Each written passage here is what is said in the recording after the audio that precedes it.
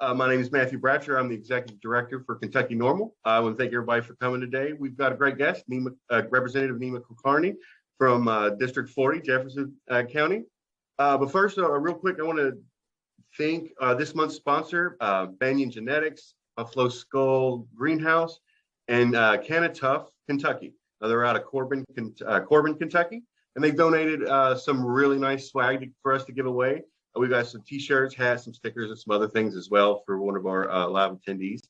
Also want to just take a moment to pass on our sympathy and condolences to all those that were affected and recent natural disasters. Together with Kentuckians for Medical Marijuana and Kentucky Cannabis Freedom Coalition, we are raising funds to donate to those directly, that need it most. And so far, we've raised $725. If any of our attendees want to pitch in as well, we're going to provide the link in our chat, and also we have an event on Facebook, and then we'll probably drop a link and post afterwards on the video. Now, without further ado, let's get the Representative Kulkarni here. Thank you for coming and being in our meeting. Thanks for having me. We're glad to have you. So you just recently pre-filed a decriminalization bill. Can you tell us a little bit about it?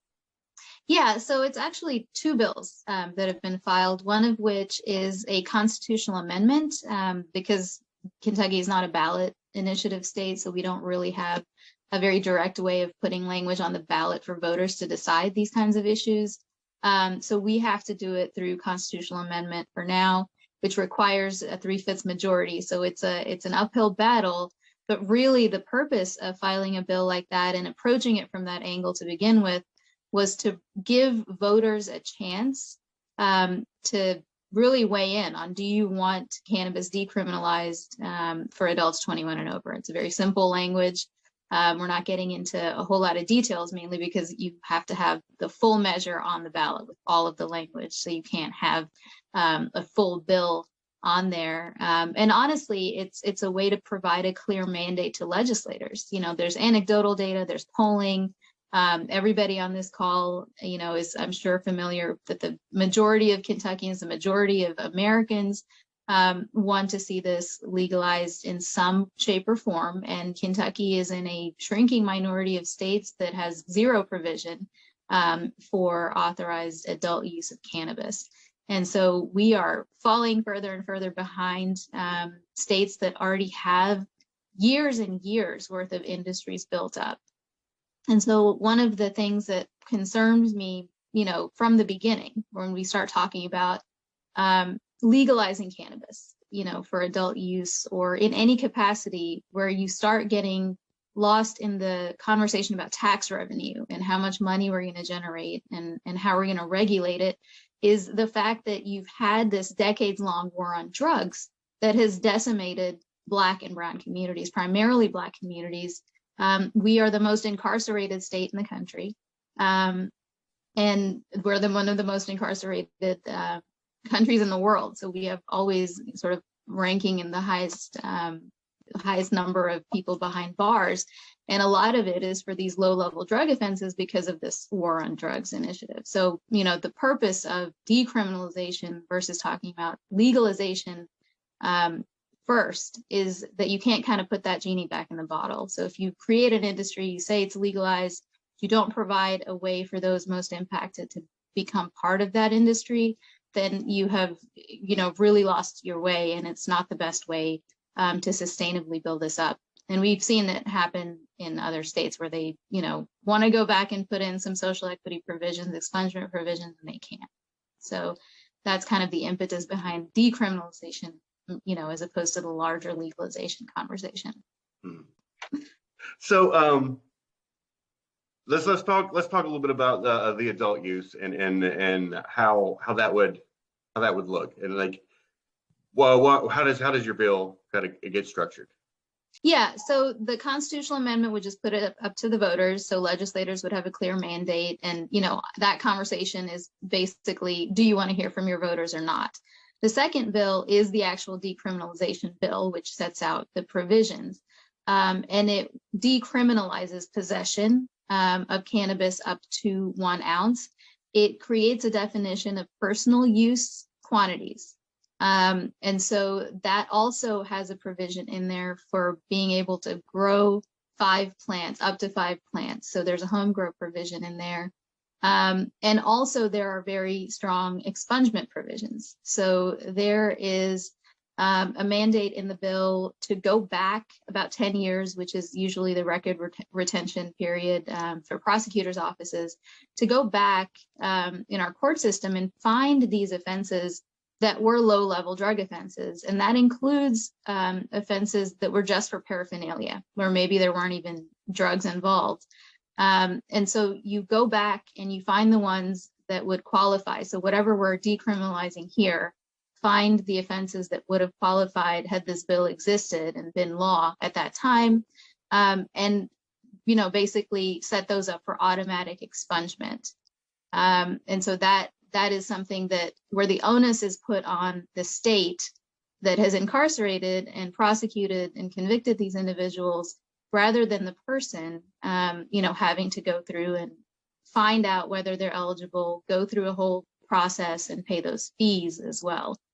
So this is something that we, would participate in much more actively as a state, is the expungement provision. And why that's important is, kind of getting back to the impact on certain communities, is to make sure that those with convictions on their record who might want to apply for licenses. Let's say we have a regulated structure for cannabis use in Kentucky.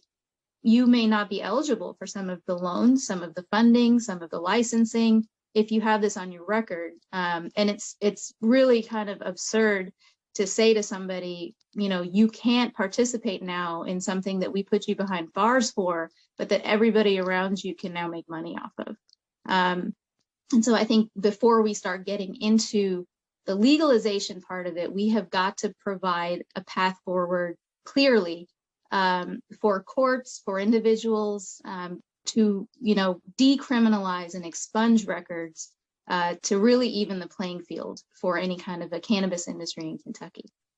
Certainly, and that's something that a lot of our members have reached out to us about, is concerning expungements, because that was what I couldn't remember, but I knew it was such an important part of your bill that I was blanking on earlier. But the expungement parts, I mean, we know of at least several folks who have been trying to go through this process, and there's no responses. They've been just waiting in the wings. And there's nothing to do. And I saw today that the court knocked down Daniel Cameron's efforts to try to get the onus on the person trying to get expunged, where they've got to pay the bills. And like so many of these people trying to get these expungements, they are from low-level communities. So it is like a poor tax, like that way. So it was good to see Daniel Cameron's efforts kind of shot down for now, at least.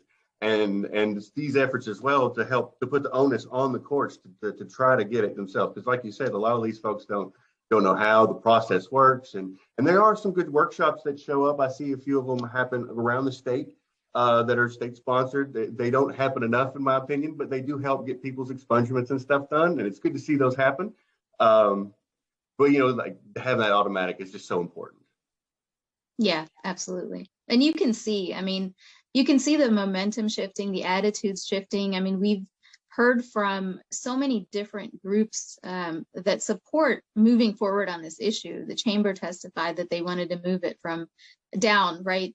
Reduce the threshold to a misdemeanor. You've got employers wanting to be able to hire folks that have these low-level offenses. That's no longer the barrier that it once was, because attitudes have shifted.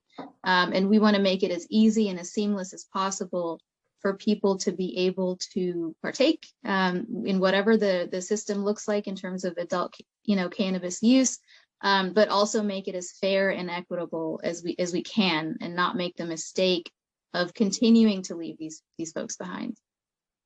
Certainly. And now I have a question for you going forward. Now, in the past, we've seen a few Republicans put forth some decrim bills. What's the odds of getting some of them to cross the aisle and getting their support on this?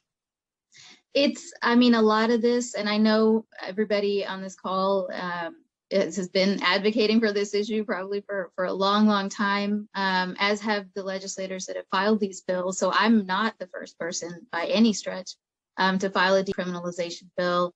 I've spoken to Senator Higdon, I've spoken to Senator Clark, Senator Syme. This is, and I started talking to them about this kind of stuff when I was sworn in 2019, and that's the year that Louisville also had it's not a decriminalization, it's more of a deprioritization ordinance, where they choose in their discretion not to prosecute for possession for low-level drug quantities. And in that conversation, we were hopeful that happening would maybe shift some perspectives in the state, but we're kind of right back to the same conversation, unfortunately. But my concern even then was that we were not talking about, making it fair ground. We were not talking necessarily about decriminalization provisions. Instead, we were just talking about how would we tax and regulate cannabis.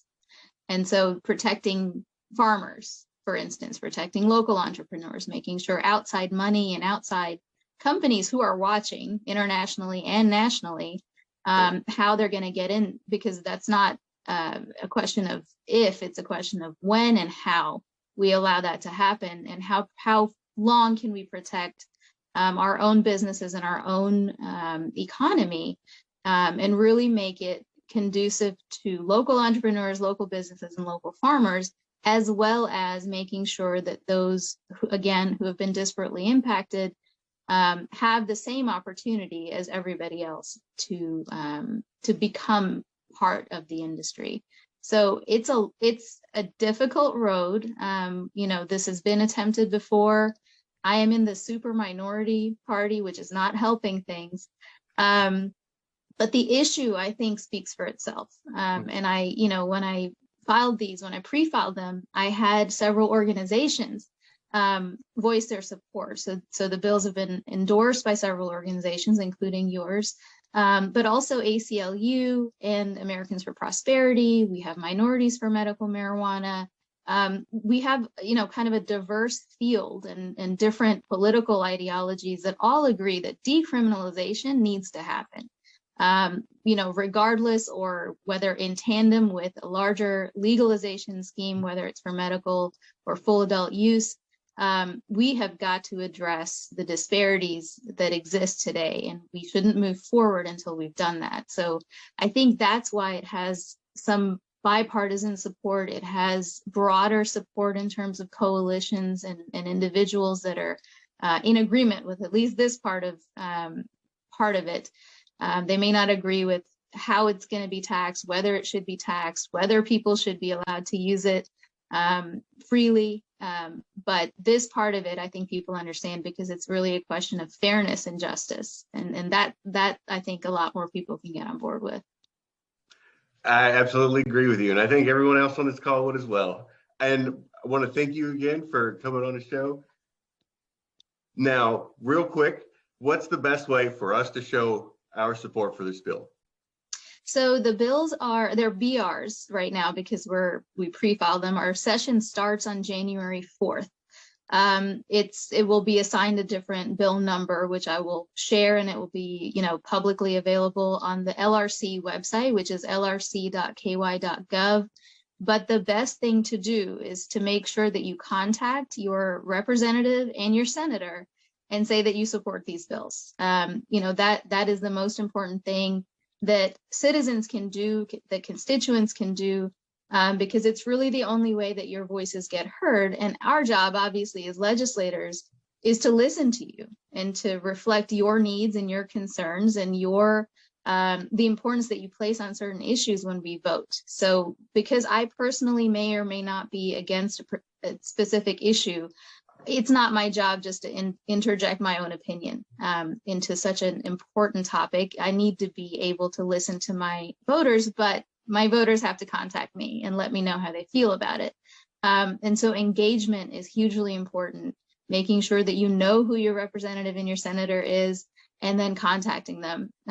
Again, if you go to that, every single elected official in the legislature has a page with their bio and their contact information. And you can email them, you can call the message line, you can call their direct line. and just let them know the bill numbers that you support. And I'll certainly be sharing once they've been assigned House bill numbers, sharing that with you all, so that you can go ahead and advocate for the legislation that you want to see move forward. Fantastic. And for anyone on the call that watches this on our YouTube later, we do have links on our website to the LRC that takes you through. So if you don't know where you are or whose district you're in, or you can find it, it'll send you right to them. There's also, we'll have letter campaigns set up pretty soon for your bill.